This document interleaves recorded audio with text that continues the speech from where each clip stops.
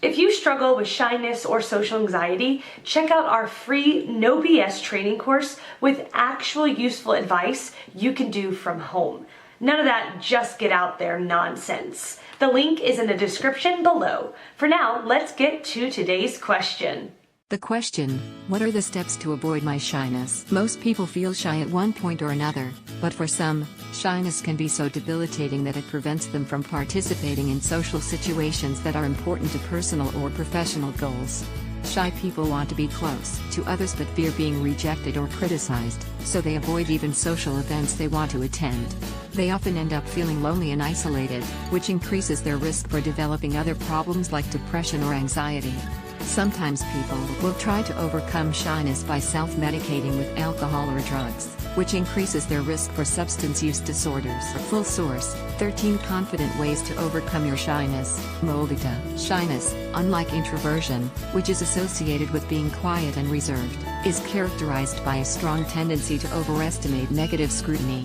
There is a tremendous fear that others will evaluate you in a negative way, so a good deal of thought in social settings is spent on how to not do something wrong, instead of on how to do something right. You can also give yourself an exit strategy, just try not to use it. Exposing yourself to your fear is the best way to overcome it, however, it is also important to feel like you are in control. If you know you have a worst-case scenario exit strategy, then you won't feel trapped. The very first principle in Dale Carnegie's How to Win Friends and Influence People is to become genuinely interested in others. Carnegie based this point on the work of psychologist Alfred Adler, who wrote, "It is the individual who is not interested in his fellow men who has the greatest difficulties in life." In a social setting, try taking your focus off yourself. Instead, focus on being curious about others. Who are they and why are they there? What are their interests and hobbies? This gives you something different to focus on and helps you to generate conversations. Everyone's got a story to tell.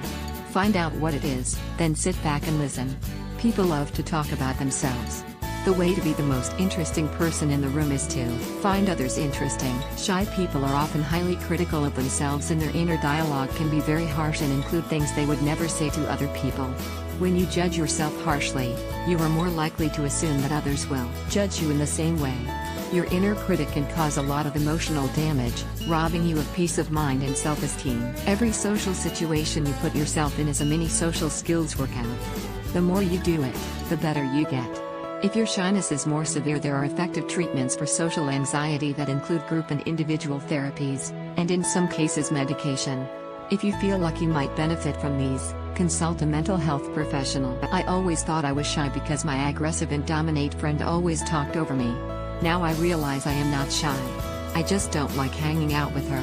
Janice Billhauer, Ph.D., is the director of Emory University's Adult Outpatient Psychotherapy Program in the Department of Psychiatry and Behavioral Science in the School of Medicine. Find more answers and a free audiobook on how to talk to anyone in the description below. No useless advice like just get out there, I mean actual useful advice from people who have really dealt with shyness and social anxiety and overcome it in their own lives.